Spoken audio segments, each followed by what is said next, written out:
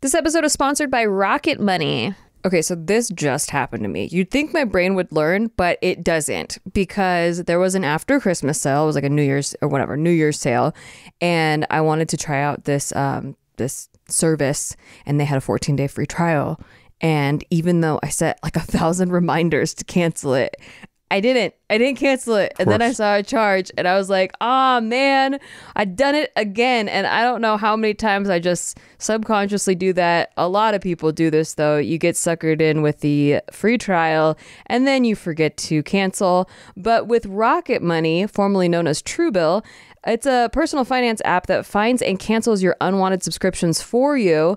And then it monitors your spending and helps you lower your bills all in one place. Over 3 million people have used Rocket Money, saving the average person up to $720 a year. Stop throwing your money away. Cancel unwanted subscriptions and manage your expenses the easy way by going to rocketmoney.com/STDTY. That's rocketmoney.com/STDTY. rocketmoney.com/STDTY.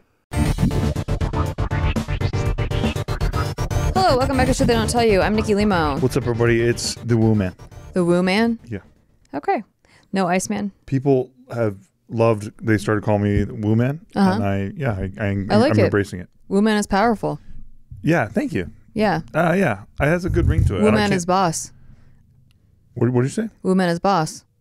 Yeah, I mean, yeah. Yeah. People it's just empowering. It is. Yeah. Woo Man empowerment. Exactly. Yeah. Yeah, I really am enjoying it quite a bit. Yeah, it's really fun when like you twist the metal thing that the microphone's standing on, and then our ears get to hear that. So that's also really cool. Apologies for that. I really liked it, actually. I enjoyed it. It was probably the best part of my week. I'm happy to do it again. Please don't. Okay. It was special the first time. Okay. Okay. All right. So today we have questions that you have submitted to us in an Ask Us Anything. We are open to you asking us anything. And I don't read these questions ahead of time. Although if you ask something lewd and unable to put on the air or put into a podcast, I will have Mark cut it. We'll probably answer it, but then we'll have Mark cut it. But mostly you can ask us anything. About any topic at podcast@nikki.limo. Yes. There's a link in the description if you have a question that you would like to ask about anything. We are not experts, but we will give you our solicited advice. Also, if you join our Patreon, patreon.com/sticky, we take your questions first. We do. Yes, we do. We also do free roll poker tournament there every month. Yep. Give away lots of cashola. We do live streams. I do Crypto Corner on there, which is my live crypto show. I do every Tuesday night. And it's really long, too. It's like 3 hours a week of pure crypto. We go there. If you're a real crypto head. That's right. Or if you're looking to get into it, we're very good at bringing noobs in. And you get these episodes a couple days early. And that's patreon.com/sticky, STIKKI. And most importantly, you support the show. So that's really nice of you. Thank you for doing that. Thank you. Shout out to our Patreon community, the best community ever. And our Discord community. Unbelievable. Yeah. Exactly. Okay, but back to your questions. So some of you have submitted these questions as early as January. I don't think we're too far behind. No, we're good. Right now it's mid-February. I think we're pretty good. Okay. I'm going to start with the earliest one, and that is titled, "Is Isolation Actually Bad?" Whoa. We'll find out. Okay. Hi, Nikki and Steve. Love y'all's podcast so much and hearing your input. I hope 2023 blesses each of you with more success. Thank you so much. Thank you so very much. I hope the same for you. I need that. Thank you. Dear listener. I am a 21-year-old female. Due to a violation of my boundaries, I feel like I have been betrayed by my mom, who might be a narcissist, among other mental issues, and my dad, who didn't do anything directly to me, my best friend of 8 years because she wanted to impress a guy she just met in college. I've cut off people and have been putting a big distance between myself and many people in my life because I love pretty hard and very blindly, and I'm terrible with placing boundaries clearly and honestly. I wonder if isolation is actually that bad. I know I'm the problem in the sense that I have a hard time seeing the red flags and taking initiative to speak up when I feel disrespected/violated/hurt. I ghost people I feel like I can't trust. I just shut down and create distance. I'm at a point where I feel lost with my sense of judgment and self-confidence and feeling open to trusting others. What is the solution to this mess? Thank you for taking the time out to read my message. I truly appreciate it. Take care. Signed anonymous, even though my name is in my freaking email, LMAO. Amazing. I won't say your name, problem. anonymous. Grass Eater Grass 27. Eater. Wow, great. Thank you, Grass Eater 27. You know, that's a vegetarian lifestyle. I think there's a lot of nutrients in grass. Okay, good to know. Cows eat grass. So do grasshoppers. So my big thing on this is don't overcompensate because of pain, right? Like you're in pain, and so you just want to push everybody away. And you're talking about isolation. That's like a pretty stark jump, right? Like I don't think you need to get there. Like having interaction with other human beings and relationships is very positive, and sometimes it's very negative. But to take a few bad experiences and just want to write off the entire subject, I think would be a mistake. I feel the opposite. So, first of all, I hope that you're maybe seeking professional help, therapy-wise, for having grown up with a potentially narcissist mother that could definitely shape your self-perception and make it very hard for you to know what's correct judgment and not, like, and make you doubt yourself a lot. Having a narcissist in your life for that many years would definitely lead to a lot of self-doubt. So I do really hope that, number one, you start to see a therapist, and in seeing a therapist, you in turn won't be isolated because you'll be talking to someone that you can trust. It's their job for you to be able to trust them. Although finding a good one is, part of the criteria. So that's, you're going to have to do some sifting. But once you find one that you connect with, that should be a safe space for you to really unpack a lot of what may have caused this self-doubt. I think she's pushing people away because she lets people in too easily, and then they hurt her and she doesn't know if she can use her best judgment. So that's, something that a therapist can help you work through for sure. And the boundaries issue that you were talking about. The reason I'm not opposed to isolation is that I think that spending a lot of time alone is something you should do when you're younger, especially 21. You're pressured a lot to go hang out with friends and have constant socialization. And if you're alone for like 2 seconds, without a roommate or a friend to talk to, then you don't know what to do with yourself in this alone space, and it's scary. And I think that having a healthy relationship with yourself is something you should start to build in your early adult life. And by isolating at least for a couple hours a day, or if you could set aside a specific amount of time where it's just you getting to know you and what you like, and really delving into that and being uncomfortable in the aloneness until you become comfortable with it.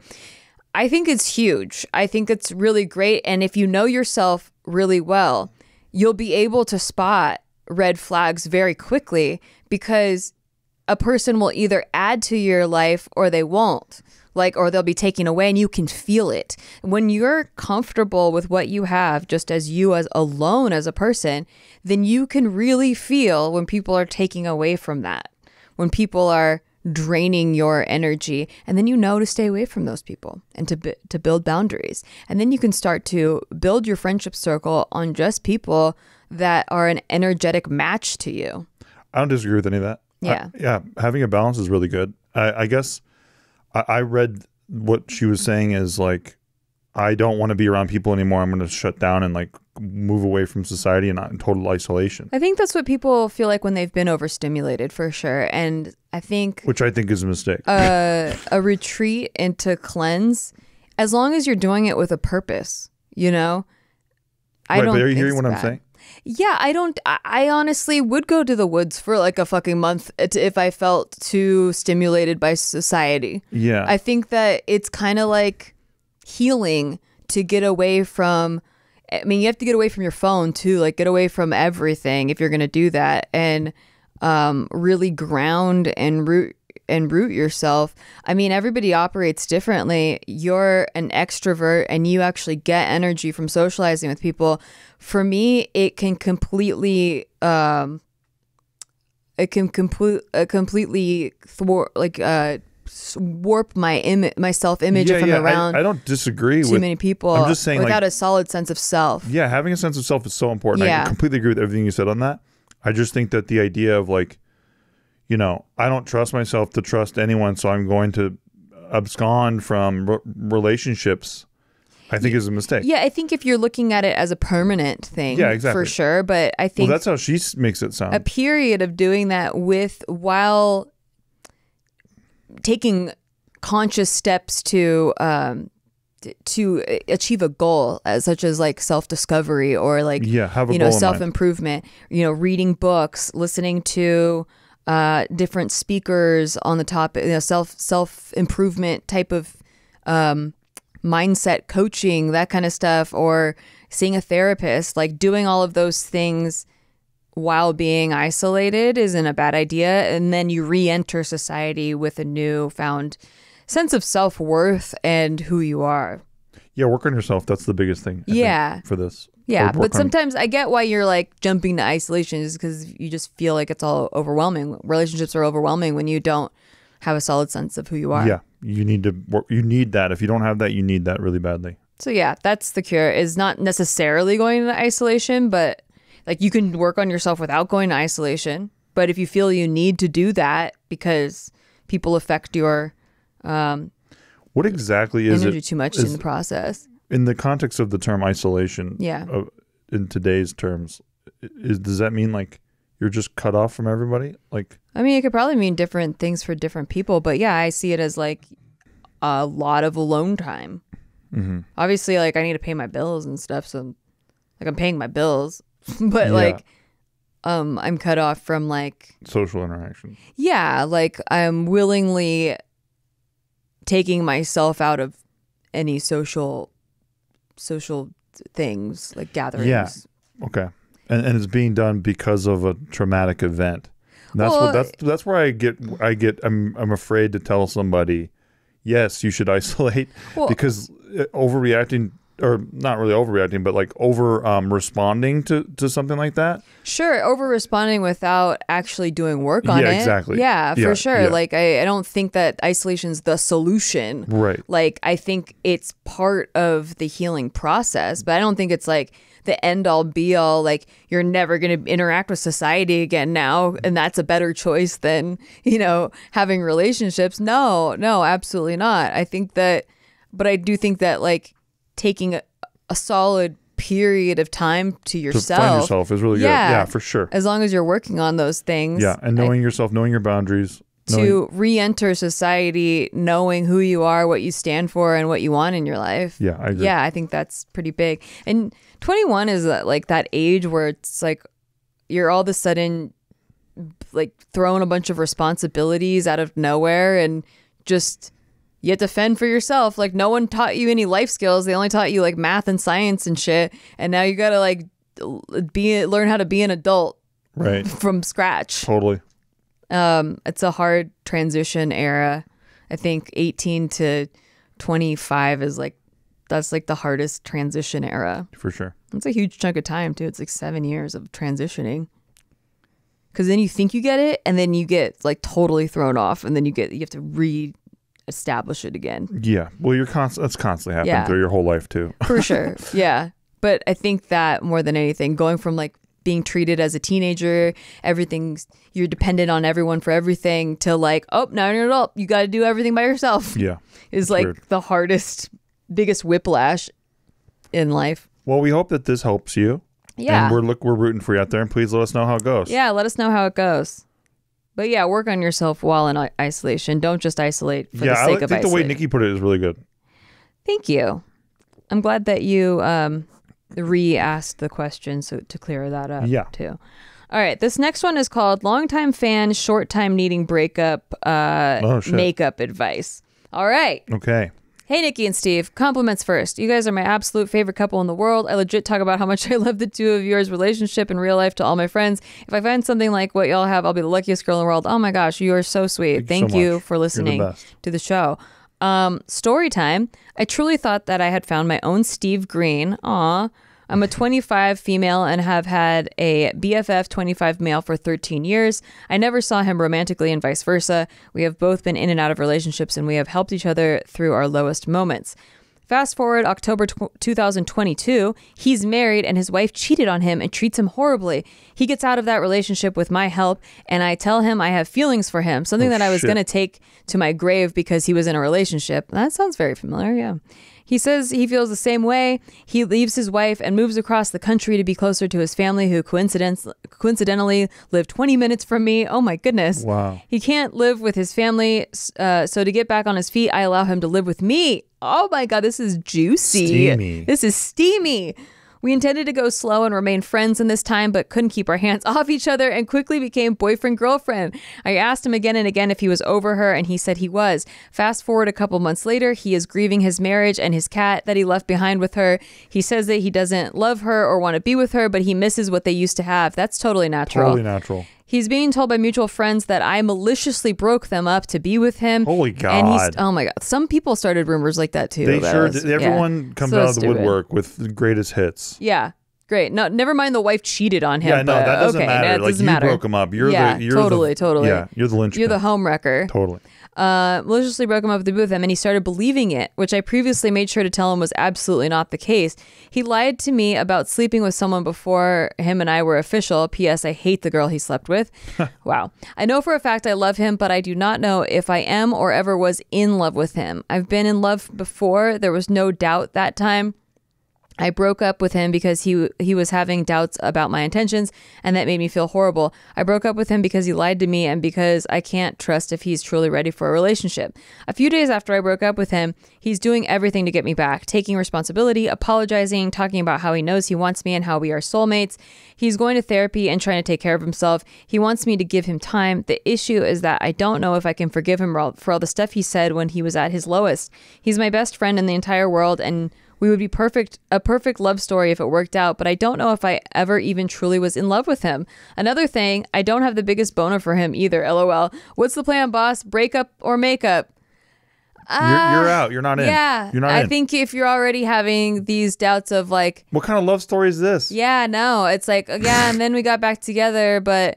Imagine me and Nikki. I don't really have a boner for him, and imagine hearing me and Nikki's love story, and then you hear like, yeah, and like now it's whatever, but like like, but isn't that story great that we were best friends for 13 years, and then like, so we're trying to justify everything with that. Yeah, because it's a cute story. Like no. You have to be excited to be with this person. I want to have sex with Steve almost every day. Like Same. we don't have sex every day, Well, but I want to. I would. Is the thing.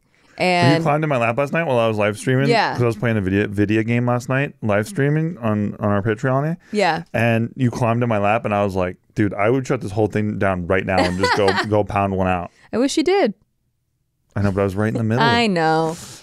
But that's my whole objective as a wife, is to distract you and you do. make you take Dude, you she off comes course. in the room and be a she temptress. She hands me a Jello shot, and she's like, "Here, do a Jello shot." Dude, And I have I'm- so many Jello shots left from Super Bowl. Turns out We have a fridge full of people Jell-O in their shots. 30s don't care about Jello shots as Yeah. much as people in their 20s. Yeah, we found that out the hard way. I haven't like really gotten my hold on hosting parties yet. I Yeah. love this house for hosting parties. This is like our third kind of party that we've hosted, a Super Bowl. Yeah. And and you last made time 700 Jello shots. Last time we ran out of drinks really fast, Yes. and I only made like one. I thought I made a giant pitcher of drinks. I thought that was enough, and it went so freaking This was fast. Halloween. So this was Thanksgiving. Oh, Thanksgiving. So this time I was like, I'm making 2 full huge carafes of drinks. We have double the people coming over, and I'm making tons of Jello shots. That's definitely going to be enough alcohol. And you bought a bunch of beer too. Yeah. Like we didn't even dent I bought 70 that beers. alcohol. Like why? Only you know what it is? We were compensating because we ran out last time and we felt like scumbags. Yeah. We felt like bad hosts and Yeah, scumbags. true. We ran out like big time on Halloween. Big time. Thanksgiving, A lot of good people Thanksgiving, I amped it up. Yep. Still ran out. A lot of people down then too. Yeah. So this time we were like, listen, we're not going to be the house that runs out, and Yep. it was just a different crowd. Different and crowd. They just Much did more not, mellow. They did not drink. Most very people much. brought their own beers as well because they have a particular taste in beer. Yeah. They brought their own perfect IPA or whatever. Yeah. Huge whiff. Anyways, Anyway. you guys want to come get some Jello shots? You let us know. Yeah, if you want to break up and then come over get some Jello shots, Yeah, you let us collect know. your breakup Jello shot. We got 'em. We got a lot. How long can Jello last? Because we're gonna find out. We're gonna find out. I think on my stream. Oh, by the way, I stream on Twitch every Sunday. I don't know. It's not a specific time. Usually for like 8 hours though. So just stop by any Sunday. Yeah, for real. Anytime. It's a blast. I'm thinking about taking a Jello shot for every time I get some specific hand. You should absolutely do that. Okay. And you can and the amount that we have will last you a couple of years. Yeah. So I'm gonna do that. Cause I'll fuck you up without you knowing. But anyway, back to your No, we're your not question. we're not ducking you. It's just so easy to me, right? Yeah. Like you're not into it. You're questioning if you were even in love with them. Obviously, this was an unrequited love situation where you had to know for sure. Okay, right? but let me just Go for it. devil's advocate, Please. because that is how I feel off the jump. Yes. You're saying you don't even know if you were in love with him, Yes. and like he doesn't give you a boner, blah blah blah. Also, he didn't have her back. That And sucks. that can kill the boner in a deeper Exactly. way. And so that's what I was going to get to, is that like there could be reasons you feel this way right now, but like, if you think there might be still a chance of spark, then you left that out of your email, and I don't know. We're just going off of what you said. But I will say that the start of the story sounds very familiar to me and Steve's start of our story, and I was actually really upset that people were accusing me of homewrecking when like I didn't even want to date Steve for at least 6 months because I didn't want to be a rebound. I didn't even know that I had a crush on him until I got dumped and I was cheated on and we broke up. So I wasn't even open to having a crush on anyone for at least 6 months, and then 6 months into my breakup, I like started realizing that Steve was the type of person that I want, and I didn't even see it before. And then I was like, but it wouldn't be Steve because he's in a relationship. And so I was like keeping my eyes out over here for someone that's like him. And then, Steve gets cheated on and dumped. And then like, I'm like, okay, well, I know what I had to go through to heal. So I'm going to give this at least 6 months. And then we couldn't help it. The shit just moved a lot faster.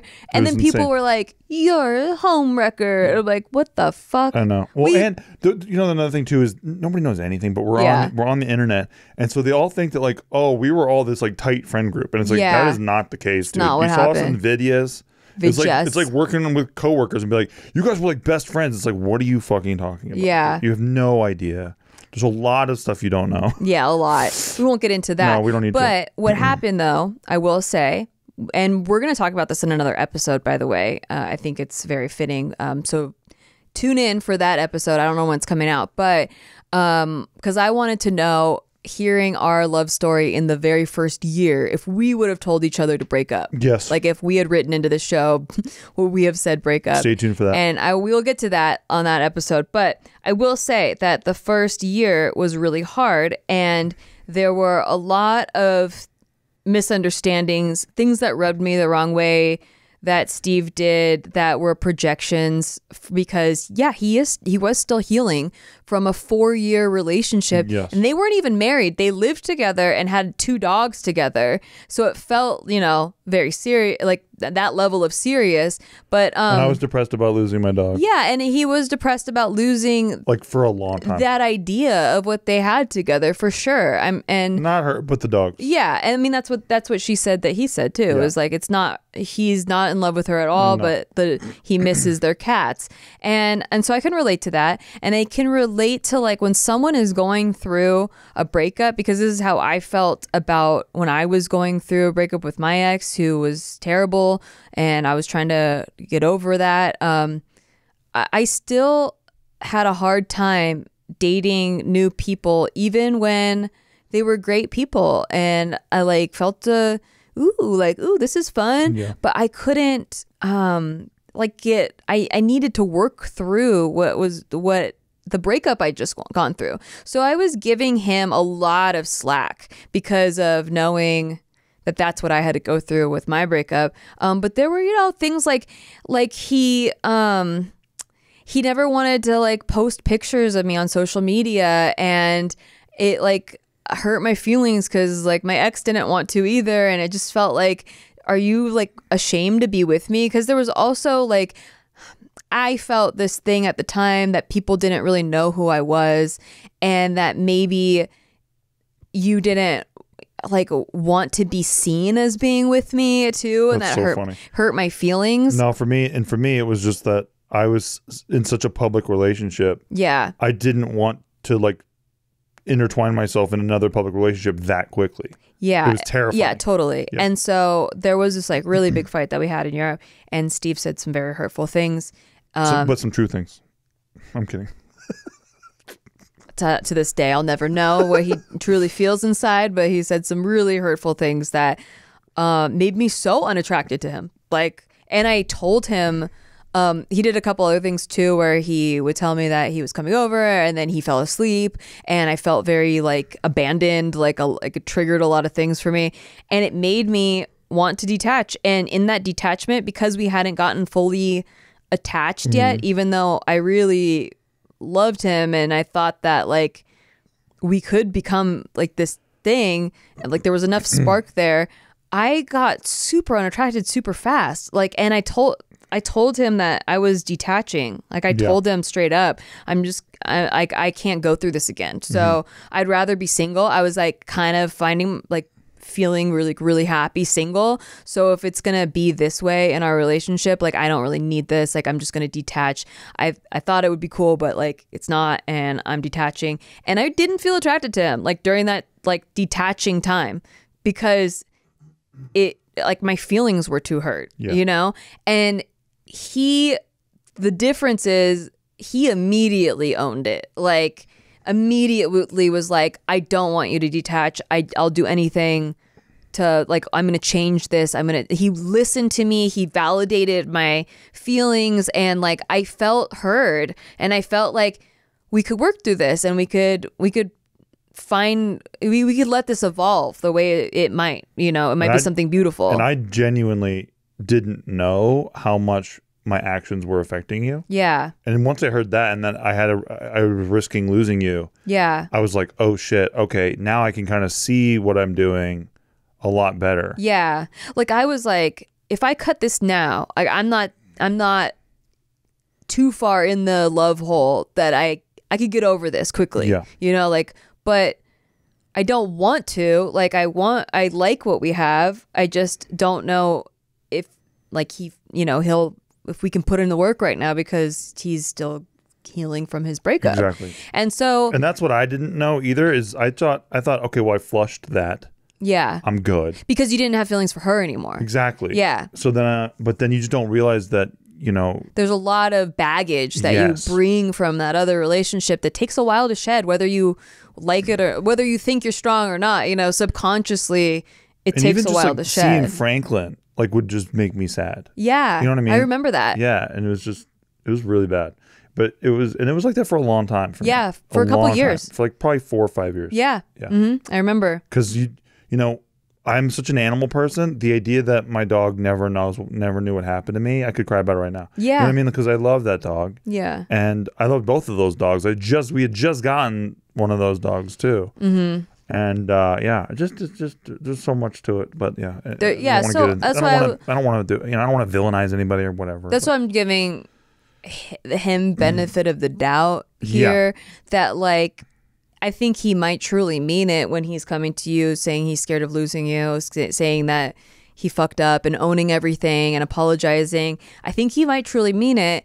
And if you wanted to give another shot and a spark did reignite, I wouldn't be opposed to that. Like this being, I wouldn't be opposed to that. I don't think I'm like a hard breakup, you know? It sounds like you're pretty over it. Yeah. But you gave good context to this. He hasn't given you enough for you to be completely in love yet anyway. Yeah. And I don't know if he could, but if he could, then maybe it would be that love story. But it sounds like right now you're kind of at a fork in the road where like you could go either way. And by the way, there'll be another one out there for you who's more emotionally available. And now that you know what you want, that's like half of the battle. Like you'll you'll attract what you want. So, you know, you're going to be fine no matter what. Either way, you'll be fine. Yeah. But the choice is like, you know, do you want to try it one more time with your best friend of 13 years? And if they're your best friend still, I mean, that sounds like a good foundation to me. Yeah, but I mean, he's going to have to work to build back your trust and stuff, because that fucking sucks that he didn't have your back. Because the one thing thing I will say is during that time, Steve never was like, did she break us up? Oh my God. You know, like never. It's insulting. I would be so insulted. There was one time where I was super insulted because I know exactly what. Yeah, you know exactly what time. I don't really have to say, right? Go for it. Well, okay. Well, so I spent a lot of time at the YouTube space editing videos because I couldn't afford my own editing program at the time, and they offered free resources, and it was like a far drive. It was all the way in Marina Del Rey, which is like an hour drive from the valley if in traffic, which there's always traffic in LA. You're looking at a minimum 45-minute drive. So when I drive there, I want to spend as many hours there as possible. And at the YouTube space at the time, because it was new and like they wanted everyone to be having a good time, there were parties every night where they had free beer on tap, craft beer on tap. They had free pizza. And so I couldn't afford food at that time. I was like so broke at that time. So I would stay and eat the free pizza and like have a few beers. And Steve and I were supposed to go to Target. Like we had mentioned like going to Target, like, hey, you want to go to Target tomorrow night? Yeah. Like, I don't know. That was kind of our thing. Like, we just like to walk around Target. We still do. But I didn't know it was like a hard date, whatever. I just thought like that was a proposal. Like we could go and hang out and go to Target. But I was still editing my video. And also I was a little tipsy and couldn't drive in 45 minutes in traffic. And so I was waiting for that buzz to wear off, which like I only had a drink and a half or 2 drinks or whatever. So it's not going to take very long, probably like an hour and a half or whatever's left of the time that since I last drank. And so I was on the phone with him and I was like, yeah, I just need to, I'm just going to stay here for like an hour and a half more to like let that go. And he got really cold on me, just like super cold, like shut down cold. And later I was like, why are you so mad? And he was like, oh, well, we were supposed to go to Target and we couldn't because you were drunk. And he's like, I don't know, if like, I don't want to be seen with someone that has a drinking problem. Like, what if my ex sees us at a VidCon and you're all drunk? And I was like, that is so fucking insulting that you would be embarrassed of me after all of that. Like, if my ex saw you and you were drunk, I would be like, so fuck off. Like, it wasn't true though. I was just trying to, I was just mad that I felt brushed off and I was just trying to hurt you, which is really, really petty and stupid. But like, so unfortunately, one of my talents, which is also one of my biggest problems, is that I know exactly how to hurt somebody, like verbally, if I ever need to, because I was bullied as a kid. Yeah. So I just know how to like get you back, so you'll leave me alone and move on to the next person. Go to the next customer, please. Right. Yeah. But yeah, no, that was a stupid thing. Yeah, he's had some foot and mouth moments, but the thing about Steve is he'll own it. Yeah, 100%. He'll own it and he'll apologize, and then we don't really have that problem ever again. Like whatever that was, like he doesn't do it again. He feels like a dummy, and I really those kind of moments really made me love him more. Like it really made me feel like, well, now I feel like he has my back because he's taking accountability for him being you gotta own it. The dummy. If you're gonna fuck up, you better own it. You better own it. But yeah, there were times like that where I was just like, I don't need to be with this person. Like that, like they're like honestly turning me off. Yeah. And I was really vocal about that too. Like I think being clear and not holding it in and not like letting that like the ick just spread without like voicing it.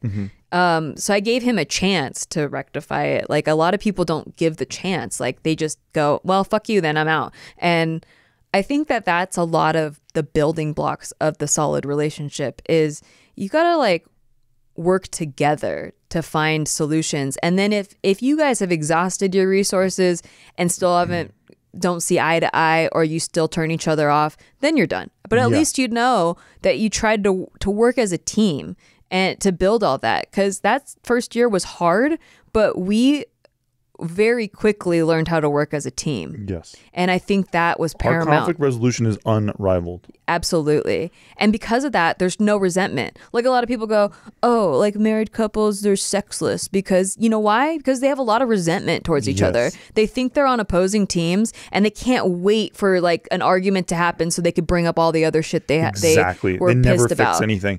And Steve Green theory, they also rip farts around each other all the time. Yeah. And they just turn into each other's roommates. So how are you going to be attracted to someone that you have resentment for and that you think is disgusting? Exactly. You're not. You're just not going to be, you don't want, you're not, you're not getting boners for them. And there's plenty of mystery out there around you. There's a lot of people who don't fart, who are attractive. Who and haven't built resentment. Yep. And then all of a sudden you find the wandering eye and people just can't fucking believe where it came from. Well, it's not hard for us to see. Yeah. I'll tell you that. Exactly. So if he's owning it right now, I say give him a chance. If you still find yourself not attracted, not in love after working on it for a couple months, if you do decide to give him another shot, then yeah, at least you tried. And then at least it could be amicable. Like you can come from a clear headspace. Like, you know, I just, that one, it hurt too much and I can't, I'm over it. Like I just got over it. I thought we could make it work and we couldn't, you know. And we're rooting for you. And we're rooting for you. Big time. Yeah. Please let us know. Whichever way it goes though, I think you'll be fine. You're You going to be seem totally like fine. you have a solid head on your shoulders. 100%. And well, on that note, we're going to go to a break. Yep. Please buy whatever we buy or download whatever we tell you to download because our sponsors are amazing and they support the show. And it helps so very much. So thank you. It helps so much. This episode is sponsored by Rocket Money. Okay, so this just happened to me. You'd think my brain would learn, but it doesn't because there was an after Christmas sale. It was like a New Year's sale. And I wanted to try out this service and they had a 14-day free trial. And even though I set like 1,000 reminders to cancel it, I didn't cancel it. And then I saw a charge and I was like, oh man, I'd done it again. And I don't know how many times I just subconsciously do that. A lot of people do this though. You get suckered in with the free trial and then you forget to cancel. But with Rocket Money, formerly known as Truebill, it's a personal finance app that finds and cancels your unwanted subscriptions for you. And then it monitors your spending and helps you lower your bills all in one place. Yeah, don't be the sucker who's trying something like Nikki or like some people, not necessarily Nikki. It was cool to try out, but I just needed it for one thing. And then I did my thing and then I forgot about it. This is their business model, right? You forget about it and you just get charged up the yin yang in perpetuity. So make sure to check out Rocket Money. People save hundreds of dollars using this service. Yeah, over 80% of people have subscriptions that they forgot about, like that streaming service you bought to watch just one show on. We do this all the time.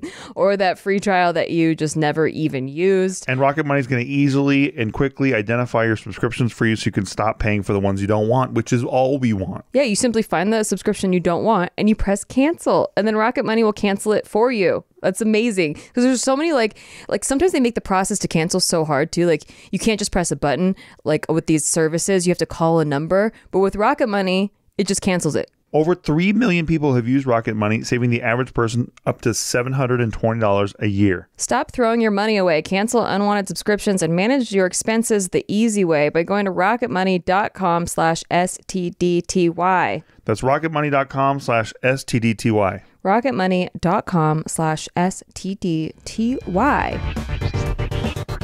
And we're back with more of your questions. These are juicy questions. That last one was pretty spicy that too. That was very spicy. Got very steamy, spicy. Oh, and then he did what? Yep. And they live 20 minutes from you. I know. I loved it. All right. This one is titled, Should We Break Up? Help. I love you. I love you guys. This is all caps. We love you too. Thank you for writing in. Okay. Hello, Nikki and Steve. I have a lot of problems. But before I get into them, I think some compliments are in order. Thank you so much. By the way, if you're new to listening to the show, we are absolutely fueled by compliments. Yes. We cannot do our show without compliments. We both needed attention growing up. A lot. And so here we are. And so this is what we do it for. Yes. Yeah. First off, I've watched all of Nikki's videos on both of her channels. You are my favorite YouTuber, and I love and greatly respect you. I'm also ADHD, have anxiety, depression, etc. So I really can relate to you and think that we'd be besties if we lived closer. Same. Also, I've been meaning to do an episode on ADHD because I feel like it is some shit they don't tell you. There you go. And I want to address like a lot of people have been diagnosed over the past 2 years because of the pandemic, because of TikTok and all kinds of stuff. There's a lot of interesting shit about it. But anyway, that's my ADD going off on a tangent. Yep. Here we go. Steve, you're an amazing husband and you do everything you can to make Nikki happy, which I greatly respect. You are funny and in an annoying way. Thank you so much. Thank you very much. Appreciate that. This is very sweet. Thank you so much. We appreciate your compliments. Yes. Deep breath.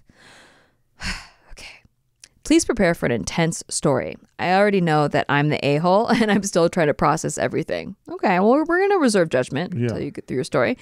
6 months ago, my husband and I decided to try going polyamorous. We did this for a couple of reasons. My husband has very low testosterone, and I'm lucky if I got sex once a month from him. He also didn't want any kids, and I told him that if we don't, then I need to find a way to spend my time and give more love to something or someone else. Wow. This is already so juicy. Yeah. When we first started, my husband wasn't getting a lot of hits on the dating apps, but I was. That always happens. Always happens. Long story short, it's always like the guy that suggests it usually, and then the girl gets all these requests. Of course.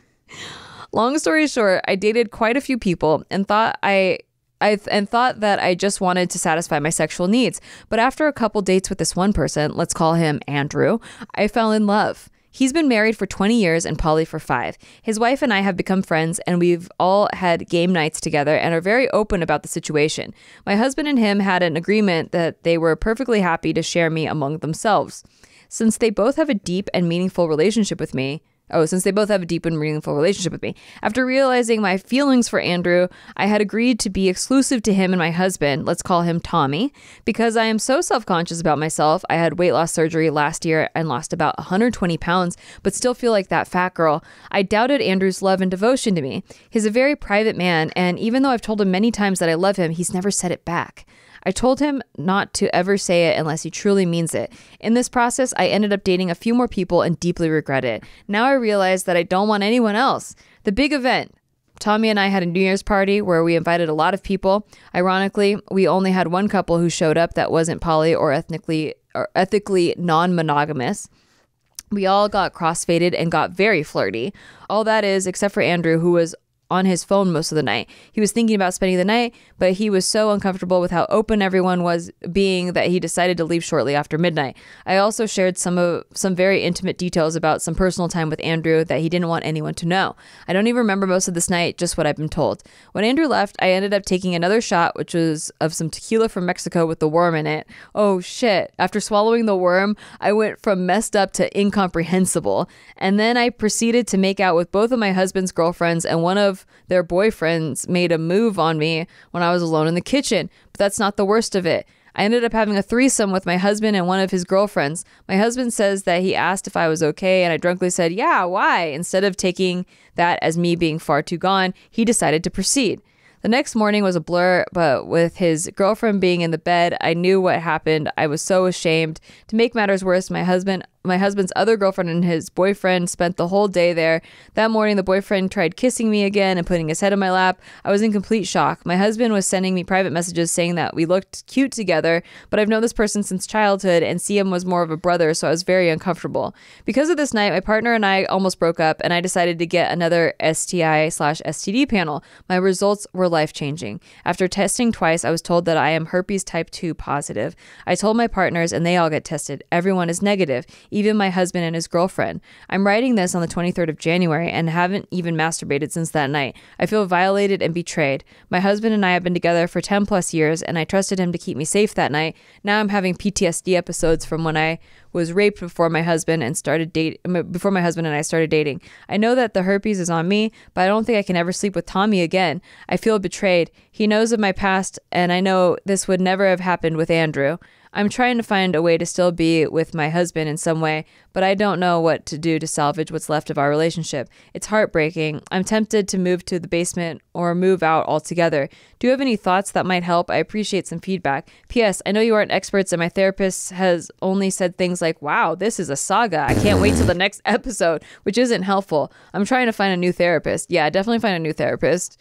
But maybe one that specializes in relationships and like especially polyamory, because I'm not qualified to answer this. I agree. Like, this is insane. We've talked about this before, actually, because in LA especially, I felt like it was very normalized to cheat on your partner. Like a lot of people that we knew like thought it was pretty normal, and they take their partner back if they cheated on them, if they worked it out or whatever. And they did. Too. Yeah. And like Steve and I were just like mind blown, because like people were like you've never cheated on someone. You know, like it was very common. Like everyone's cheated on someone, and we just haven't. Like I've never cheated on anyone ever. Half of tuber couples we know did that shit. Yeah. And I also, we both and maybe Steve's full of shit and lying to me, but I'm pretty sure he's not. We both like, when we're in a relationship with a person, we have blinders on. Full like, blinders. I can't even imagine touching or kissing another guy. Same. Like, I just can't. Especially another guy. It seems like everyone else is like blobs, and I find people interesting. I find people like attractive in a sense, like this is an attractive person. Right. You know, this is a beautiful person. This is a bubble, you know, like, oh, this person is very charismatic, you know, but I don't have any desire to date anyone else, to have sex with anyone else, to kiss anyone else, to be with anyone else at all. And so it's really hard for me I'm not judgmental at all for people that are polyamorous. I know many people who are in it's not how my brain poly is. relationships.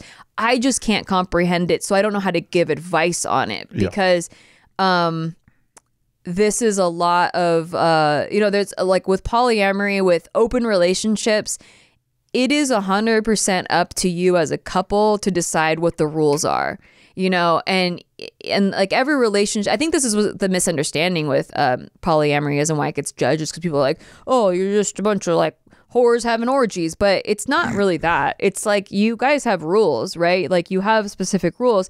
And so I don't know what's assholey or not, to be honest. All I can go off is some trust was broken. I don't know what the rules are. If you had an agreement that you would only be exclusive to your husband and Andrew, to Tommy and Andrew, and then you're making out with this chick, and you had a threesome with your husband and his girlfriend, then it does seem like you cheated because you broke the agreement that you made. But then it's with her husband though, so that's the part that just absolutely blows my mind. It's the husband and the other person. Right. I understand. So I think that's the point. And she was drunk. Right. So it's like a whole. So there's like it does seem like in your specific relationships rules, you broke one and you cheated, and then you got an STI, which who knows who it came from though, because if everyone else tested negative, like I don't know, like where that came from. Then I don't know. Maybe you might have gotten it before that incident, right? And you don't know. So maybe it could have happened from Andrew. You don't. I'm just not wired this way because, like, if for example, a chick was laying on my lap and Nikki's texting me that we would look cute together, that would throw my whole world away. Like that's like like my entire like there's like a base layer of foundation with me and Nikki, right? And it's just me and Nikki, and the idea that Nikki doesn't see that base layer of foundation, and wants to like incorporate somebody else, turns me off so hard that like I could feel my stomach go into my we're just like really hard monogamous people. Like I know everything's a spectrum of like, you know, some people are okay with threesomes. They don't see that as cheating if you agree with your partner.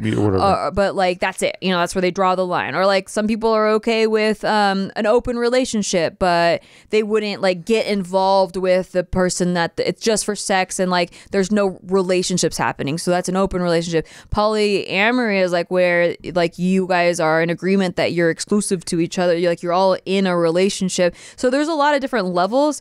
We're like so on the monogamous side that it's like crazy. Like it's like Nikki drunk made out with her friend one time while I was there, and I was pissed. Yeah, he was really. I never had that reaction happen from any other boyfriend. Normally, guys, it's like chicks making out because it wasn't sexual. It was like oh, we're wild and drunk, we're making out, like, and it was just like more like stupid, like just being stupid drunk, but there was no sexual nothing. Like the thought of that to me is like, but so I had never been with a boyfriend that saw that as cheating or in some way cheating. Or like sus, or sus. So he got really taken aback by that. I was pissed. And he was super mad. Pissed. Yeah.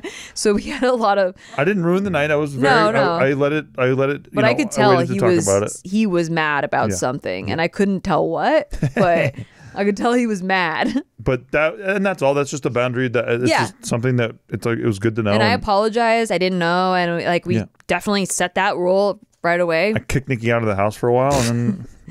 I did go to Arizona the next day. It did. Wasn't because he kicked me out. No. But yeah, so when it comes to am I the asshole? I don't know. We don't know. I understand what your therapist was saying, But like I'm in the maze too. That's why I'm saying if you can find a therapist that knows polyamory. Yeah, is more like consults polyamorous couples or like thruples, or is more specialized in the relationship department, because there's a lot of different specialties, and I'm pretty sure that if you specialize in relationship therapy, you're probably going to deal with polyamorous people and relationships, so they're more qualified to give advice. Definitely find a new therapist. And I know you said we're not qualified, but I'm just telling you, literally, I don't understand the rules and shit. Yeah. Also, like, I don't understand really the basis of the question. Like, are you trying to salvage the relationship with Andrew? If so, you should have him get tested, because maybe he's the one that gave you an STI, because that wasn't clear here either. And if he might be willing to, he might be understanding. It all depends. Sounds like she just wants to be with Andrew, though. It does sound like that. So like maybe focus on that. Yeah, I would focus on that. Trying to resolve things with Andrew. Yeah. I mean, it sounds like you got betrayed by your husband, but I don't know if it was clear to him. I have no idea. Like maybe he didn't know how far gone you were. Right. I'm not sure, honestly. I'm really not sure. This is a lot of entanglement. Yes. Going on. It's a great question. Very juicy. Really good. Thank you for submitting this. Yeah, we appreciate it. But maybe people in the comments know. Maybe like if there's polyamorous people in the comments, if you have some advice for our fellow listener here, definitely let us know. Be respectable, please. It doesn't matter if, like, I just went through Twitter, like, where I'm a part of poker Twitter. There was this whole like drama where a poker player was calling this girl a whore because she was polyamorous, and like she wasn't like trying to like get with anyone at the table or anything. He just asked if she had a boyfriend, and she like explained her situation, like that she was polyamorous, and he started just going off calling her a whore like a bunch, and wouldn't shut up, and he didn't get kicked out. And so why not? Yeah, exactly. So this has been a whole conversation, like polyamory in the Twitter space, and there's been a lot of people in the comments that were really judgmental about, like, well he's right, you are a whore. That surprises me about a comment section, honestly. Right. Especially on Twitter. I'm very shocked. Yeah. But I'm just saying, in our comment section, be respectable, even if it's not what you personally and maybe even be respectful. Be respectable. Eat a dick, Green. Eat a monogamous dick. Come get this one. You come eat this one. No. Let's go. Not anymore. Aw, man. No. Don't correct my English and grammar. All right. We got one more question for you guys. And two. Okay. This person's sneaking in an extra one. Okay. Oh, by the way, I hope that helped. So this one is titled 2 questions with no correlation whatsoever. Okay, great. Love it. What's up, Steve and Nikki? You put the name order wrong, but okay. You nailed it. I'll forgive you. First off, thank you for changing my life. This is my 3rd time writing to you guys, and y'all's expert advice has shown me I am both very agnostic and very anxious. Honestly, who needs to pay for therapy when I could write 2 professionals for free? We are not professionals. Well, I bet you the last person's like, they're not professionals. This is fucking the most whack answer I ever got in my whole life. Pretty much. We were like, we're very monogamous, and let me push up my glasses a little bit. Exactly. Do you want a Bible, ma'am? After I realized I had anxiety, I did further research and realized my problem was that my thoughts were taking over my mind. You also helped me realize I had branded myself as an overthinker, which just added to the problems. I learned about meditation, which helped a lot. My mind felt clearer than it has ever been. I now have much more on my plate, less time to meditate, and feel as if the fog is coming back. I was wondering if you guys have any advice on dealing with anxiety on a day-to-day basis, especially on those days where it feels like you're completely trapped in your own mind. I also remember Steve saying that his resting state was being present. Could you elaborate on your process of doing that? Yes. I'll get to the second question after that, but since he said it was irrelevant, like, let's just go one at a time. So there's a place that I can go to anytime I want, and for some reason I've just been doing this ever since I was a little kid, and I can just center myself really easily that way. And so it's almost like I think the best way to describe this to people is like picture your favorite place, like maybe an island in the middle of like a turquoise ocean or some shit like that. and like picture that you're there and you can smell the air and like you're present there, right? And just take a picture of that, and like all the feelings that you get when you're there and all that kind of stuff, right? Like take a picture of that and just like remember that. And if any point in your day where things are elevated or shit's getting crazy, I can just go there, boom, and I'm there and I'm back to being normal. And I think that's what helps me. You know, I don't think you ever see me get that angry. No. Or like that freaked out, or like, you know, I watched Luna $1 million turn to zero and like I'm fine. Like, but why? It's because I have this beautiful centering thing that I've just always had. And yeah, I really, you know, I think if I'm ever away from it, then I could get tilted or whatever, but it's just always there for me. So I think maybe you could do it like that, like picturing a place or a memory or whatever it is. It's a nice go-to. Also, box breathing I heard really helps, which is where you go like count to 4 when you breathe in. 1, 2, 3, 4. Hold for 4. 1, 2, 3, 4. Out for 4. 1, 2, 3, 4. Hold for 4. 1, 2, 3, 4. So there's a box breathing. Yeah. And there's also like a 4, 8, 16 or something where you like breathe in for 4, hold for 8, breathe out for 16. So there's like that. Those breathing exercises do help calm you down instantly. But I do find that my natural state is overwhelm. Yes. Because correct. there are like 1,000 thoughts like at all times. And sometimes I'm able to reel them in mostly by making lists or doing an activity that's centering, such as meditating, or like even putting away the dishes, like kind of like puts me in a present state of mind and like puts everything in an order that I can just do one step at a time. But there are times, and especially scrolling on the social media does not help, because sometimes I just go to it to try to clear my mind, which absolutely adds to the chaos. And then I'm thinking about how little time I have left and how there's all these different things that I need to do and I can't prioritize them, and everything just seems like the most important. This happened to me yesterday, and I just had to list out all of the things that were in my head, because sometimes I get inundated with ideas, and that's not bad. Like, it's a lot of creative ideas. As a creative person, I'm always like looking for ideas, but sometimes they flood out of nowhere and I don't have an outlet for them. It's not like, oh, I've been trying to think of a new recipe to do for Tasty Tuesday, and then I get a bunch of recipes. Cool, I know exactly where to put them. No, this is like a bunch of ideas in a bunch of different directions. Like, we should do this, we should do that, we should do this. So I like wrote out all of it. Like, hey, ask this person about this one gig. Hey, should we do a photo shoot? Oh, we do need a photo shoot if we're going to relaunch this jewelry line. But I don't know, it's not launching until April, so maybe we don't need to do it right now. But he's in town right now, but I don't know if I'll be in LA next month. If we miss him this weekend, will we miss the whole photography session?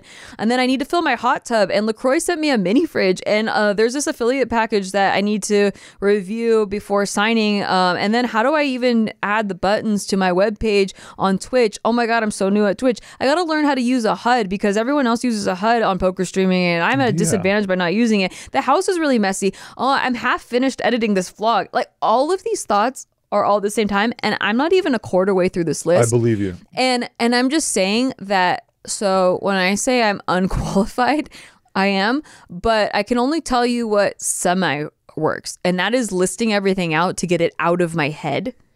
Getting it out of my head is like the number one, because if I don't write it somewhere, it's like my brain thinks if I get present, I'm going to lose all of these important ideas and thoughts and stuff. So if I dump it somewhere, like a journal or an iPhone list or something, then at least my brain feels safe.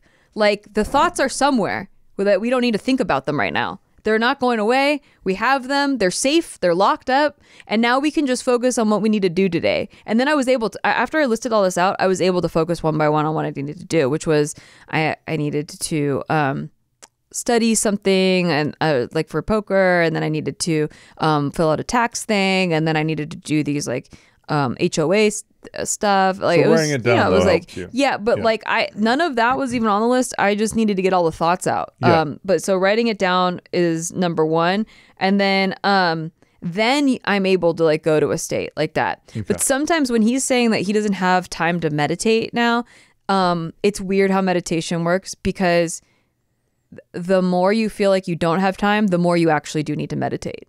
That's true. Because meditate expands. Time is like a perception. So we're getting super meta here. But like time is not linear, and it's just a perception. And the more you think you don't have time, the less time you have, right? But if you can meditate and carve out like even 10 minutes to meditate, it's like you have an expansion of time. And I can't explain it because I'm not a scientist, but it works. Like you need to meditate more if you have less time. Or, yeah, I agree. Yeah. But also don't forget about the snapshot thing. If you can get really good at it, like to where it becomes a snapshot, when you're meditating, you can just picture that. Yeah, exactly. You just picture that as your meditation. The more you're doing that, the more you can turn it into a snapshot, and the more you can just bounce there. Yeah. That's what I think. I wish everyone could do that, but bouncing there and bouncing back is my method. I don't feel like I can bounce with a snapshot. Yeah. But I have been able to bounce with songs. There you go. So there's like a certain song can bring me back to a good energy place. Yeah. Where I'm present and I'm here and I'm ready to go. Let's go. But the snapshot, I just get anxiety because what if I can't picture it right away? Like, right. And then what was that snapshot again? Like, what was the part that was relaxing about it? Was it the waves over my feet? Like, what was the part? Like, and I'm in my head too much. I get it. But it does work when I'm already in a centered place. Yeah, exactly. What was part 2?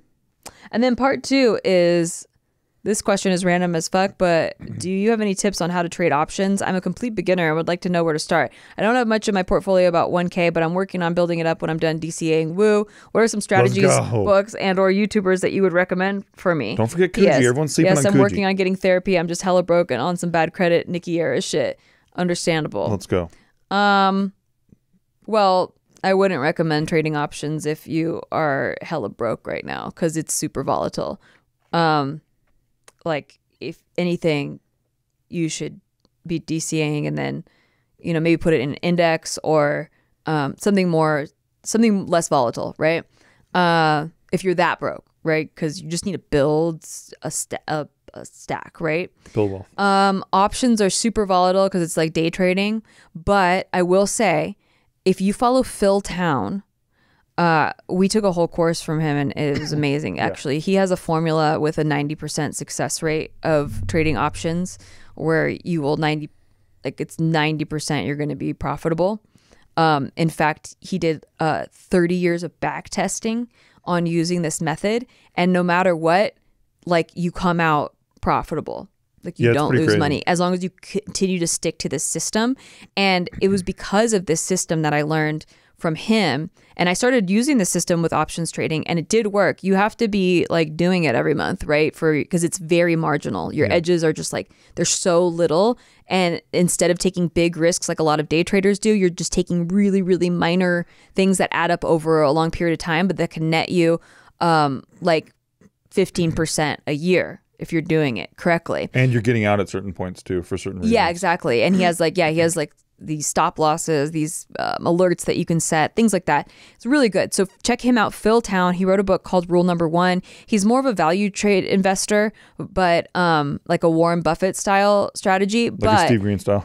He found this options strategy using the Kelly formula, which actually a blackjack guy, the guy that figured out how to card count, he wrote a book called Beat the Dealer, and it was using this Kelly formula. He instead went into the stock market with it, and that's how he continually beats the stock market. So it's using that formula. And because of learning this, that had this huge success rate, is how I got into GTO poker strategy. True. Where it was like, yeah, I heard that if you use a certain strategy, that over time you can beat the variance of poker. And that's how I got into like poker, because you could use a much smaller bankroll and see like big results right away. And I was like, well, I'll build my bankroll with poker, then put it into the options, like, I know. and then build it into value investing. You also just fucking love poker. But I just fucking love poker. So, yeah. So that never happened. I never put it back into the option strategy. I just like full on went poker. But that's a different story. Anyway, I highly recommend that. I don't know many other people who can give you options trading advice that isn't super volatile. Like, and if you're at a really broke point, I just don't think it's worth it. There are so many other things you can do to build your money that are less risky. Don't forget about Coogee, bro. Everyone's sleeping on Coogee. Don't forget about Coogee. I know we're woo boys and girls out there, but don't forget about Coogee. Woo mans. Well, I'm the woo man. Woo man era. Yeah. Yep. Woomans are very kind. Womankind. I'm telling you, it's very empowering ever since I became a woo man. Mm-hmm. I feel so empowered. That's great. Yeah, thank you. Are you ever scared as a woman, like walking alone at night? Oh, well, no, why would I? Because you have a lot of woo on you. Oh, well, yeah, I know, but it's on my ledger. Oh, true. So it's totally fine. Okay. Well, that's fair. Yeah. Anyway, guys, I hope that these answers helped some of your questions out there. Again, we are not professionals, but you did ask for our opinions, and we did give it to you. So that's you asked for that. And any results we are not accountable, we're not liable for, unless you had really great results, and then that was all us. Okay, so you better come back and thank us, and so let us know, and so come back and thank us. Thank you. Thank you. And be sure to check out our sponsors. Be sure to check out our Patreon, and drop by on Sunday if you want Jell-O shots. You know, we got a lot. Twitch.tv/TrickNicks. That's it. Link in the description. Check it out. TRICK Let's go. Great branding. Super easy to remember. All right, see you guys in the next one. Okay, bye.